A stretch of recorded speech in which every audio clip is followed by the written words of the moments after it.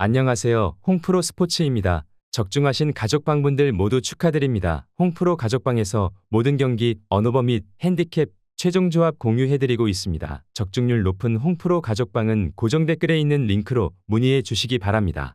6월 6일 월드컵 예선 5경기 분석 시작하겠습니다. 첫 번째로 인도네시아 대 이라크 경기 알아보겠습니다. 먼저 인도네시아는 이 경기에서 패배하지 않는다면 예선 통과의 9분 응선은 넘을 수 있게 된다.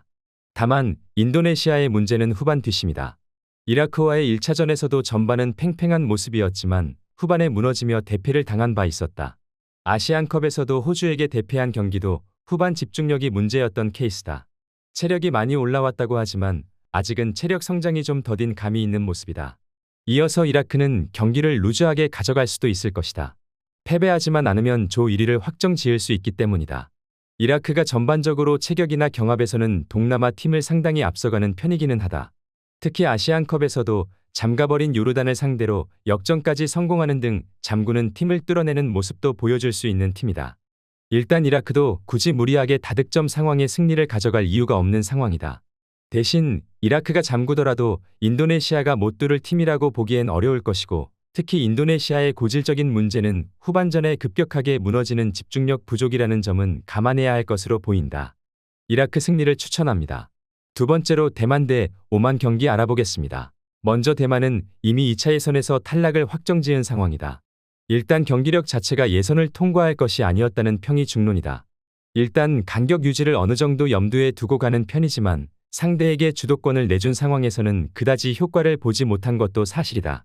경기 내내 득점 기회 자체를 가져가지 못하고 있는 모습인데 지난 경기도 PK로 한 골을 넣은 것이 현재 2차 예선에서 넣은 유일한 득점이기도 하다. 이어서 오만은 이 경기에서 승리하면 3차 예선으로 갈 수 있게 된다. 이 매치에서는 매우 공격적으로 가면서 초반부터 페이스를 올릴 가능성이 높아 보인다.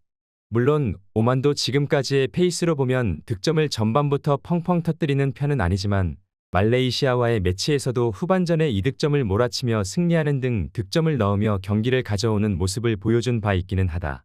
일단 오만이 이 매치를 이기면 3차 예선에 진출할 수 있는 상황이다. 따라서 동기부여 자체가 상당히 올라왔을 것으로 보고 있다.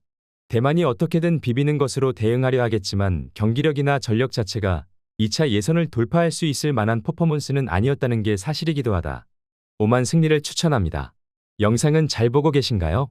핸디, 언오버 및 최종 조합 공유받아 보실 수 있는 가족방 입장 방법 알려드리겠습니다. 첫 번째로 영상 하단에 댓글을 클릭해 주세요. 두 번째로 댓글에 링크를 클릭해 주세요. 마지막으로 채팅 참여하기 후 메시지 주시고 답장 기다려 주시면 됩니다. 나가기 하시면 가족방 입장시켜 드릴 수 없습니다. 언제든 편하게 문의 주시기 바랍니다.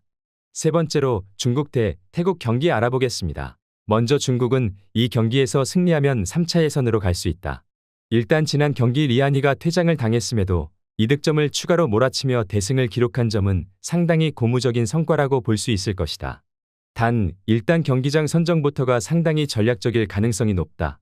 한국을 상대로는 최대한 남쪽, 싱가포르를 상대로는 최대한 북쪽의 경기장을 잡는 모습인데 최대한 이동거리를 늘리려는 것으로 보인다. 물론 이것만으로 중국이 지난 경기와 같은 성과를 낼지는 모르는 것이 중국 선수들이 기본기 자체가 떨어지는 경우가 잦은 모습이기도 하다. 이어서 태국도 이 매치에서 패하면 3차 예선 진출은 답이 없어지는 상황이다. 상당히 공격적으로 하게 될 가능성이 높아 보이는 상태다. 물론 한국전에서도 상당히 몰아치며 나름대로 상대를 당황시키는 모습을 보여준 점은 꽤 긍정적으로 볼만할 것이다. 다만 이 상황에서 득점을 하지 못해서 때리다가 지치는 양상을 너무 자주 보이는 편이라는 점이 흠이다. 특히 중국이 전략적으로 경기장을 선정한 것에 따라서 태국의 에너지 소모가 꽤 일찍 찾아오게 될 가능성은 열어둬야 할 것이다. 중국이 경기장 선택부터 상당히 전략적으로 가며 태국의 에너지 소모를 유도하는 모습을 보여줄 것으로 보인다. 두 팀 모두 공격적으로 해야 할 이유는 충분하나 중국의 기본기 부족과 태국의 결정력이 상당히 아쉬운 점은 사실이기에 점수 차이가 크게 날 것으로 예상되는 매치업은 아니라고 본다. 중국 승리를 추천합니다. 네 번째로 싱가포르 대 대한민국 경기 알아보겠습니다. 먼저 싱가포르는 전력 차이와 관계없이 남은 두 경기 모두 올인해야 하는 상황이다. 2승을 거두고 중국이 모두 패배하는 상황에서도 득실을 봐야 하는 상황이기 때문이다. 대한민국 수비진의 뎁스가 매우 얇아질 것이 유력하기에 어느 정도 공격에서의 희망은 있다고 본다. 다만 김도훈 감독의 특성상 싱가포르가 라인을 올려서 플레이하는 것을 반길 가능성이 있다는 점은 감안해야 할 것이다. 이어서 대한민국은 현재 수비 뎁스가 망가진 상황이다. 양 풀백은 원래 대한민국의 아킬레스건이었는데 김영권과 김민재 조합도 부상과 폼 저하로 인해서 볼 수 없게 되었다. 대한민국도 태국에게 두들겨 맞는 상황에 직면하는 등 위기 상황이 없지는 않을 것으로 보고 있다. 대신 김도훈 감독이 상대가 내려앉는 상황에서는 부진한 편이나 맞불을 놓아야 하는 상대는 어느 정도 잘 상대하는 모습을 보여주기도 했다. 공격진이 어느 정도 괜찮은 성과를 낼 수 있을 것으로 예상된다. 일단 대한민국도 공격의 올인을 선택할 싱가포르에게 어느 정도 타격을 당할 가능성은 열어둬야 한다. 그만큼 현재 수비 뎁스진이 상당히 망가진 모습이다. 대신 김도훈 감독이 라인을 올리고 나아가는 팀들을 상대로는 어느 정도 역량을 보여주는 편이었다. 공격진이 상대를 누르는 모습을 기대해 봐도 좋을 것으로 예상된다. 대한민국 승리를 추천합니다. 영상은 잘 보고 계신가요? 핸디, 언어버 및 최종 조합 공유받아 보실 수 있는 가족방 입장 방법 알려드리겠습니다. 첫 번째로 영상 하단에 댓글을 클릭해 주세요. 두 번째로 댓글에 링크를 클릭해 주세요. 마지막으로 채팅 참여하기 후 메시지 주시고 답장 기다려 주시면 됩니다. 나가기 하시면 가족방 입장 시켜드릴 수 없습니다. 언제든 편하게 문의 주시기 바랍니다. 다섯 번째로 베트남 대 필리핀 경기 알아보겠습니다. 먼저 베트남은 김상식 감독으로 사령탑을 교체했다. 트로시 체제에서 A매치 7연패를 기록하는 심각한 모습을 보였기에 당연하다고 볼 수 있는 상황이다. 일단 베트남이 박항서 감독 시절 보여주었던 끈끈함은 많이 떨어진 모습인데 피지컬과 개인기 두 면에서 인도네시아에게 탈탈 털리는 모습은 용납하기 어려웠던 것이 사실이다. 그래도 필리핀이 수비를 택할 수 없다는 점에서 베트남이 어느 정도 공간 활용에서는 숨통 트인 운영을 할 수 있을 것으로 보고 있다. 이어서 필리핀은 두 경기에서 모두 승리를 거두고 골득실을 따져야 하는 상황이다.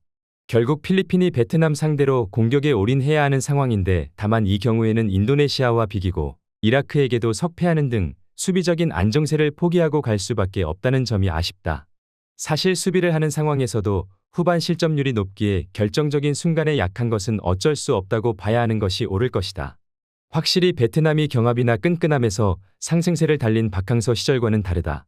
그나마 필리핀이 템백을 가동할 상황이 아니라는 점과 후반 실점률이 높다는 상황에서 베트남이 아직은 우위를 잡을 수 있다고 보여지는 매치업이다. 베트남 승리를 추천합니다.